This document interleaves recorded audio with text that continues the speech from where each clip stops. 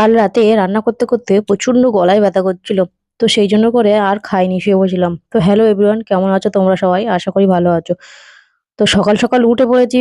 উঠে রান্না বসিয়ে দিয়েছি। আমি রাত্রেবেলা করে চাল ভিজিয়ে রাখি, কারণ ইন্ডাকশনে অনেক দেরি হয়। আর চাল ভিজিয়ে রাখলে তাড়াতাড়ি হয়ে যায়।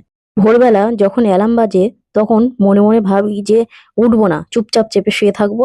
আর সকালে দুপুরে কোথাও ক্যান্টিনে খেয়ে নেবো। কিন্তু বাইরের খাবার খেতে যা হয়, ওর থেকে মনে হয় বাড়ি থেকে আলু আর ডিম সিদ্ধ করে নিয়ে যাওয়াই লাভ। তারপর এই যে গল্প করতে করতে আমার সবই নোর রেডি। আর এই যে পটল আর ঢেঁড়সগুলো অনেক দিন ধরে পড়ে আছে, শুকিয়ে যাচ্ছে। তারপর ভাবলাম যে এগুলোকে ভেজে নিই, না তো এখন যা সবজির দাম, নষ্ট করে দিতে গায়েও লাগে ফেলতে। তারপর গল্প করতে করতে আমার ভাতও রেডি, সবিনের তরকারিও রেডি, একটা ভাজাও রেডি, আর একটা কি ডিম ভেজে নিয়েছিলাম। আসলে কি বলুন তো, দুপুরের খাবারটা ঠিকঠাক না নিয়ে গেলে সারাদিন ধরে পেশেন্টের বাড়ির লোকের পিছনে চিৎকার করতে পারবো না। একটা পেশেন্টের যদি অপারেশন হয়, তার 14 গোষ্ঠী চলে আসে তাকে দেখতে।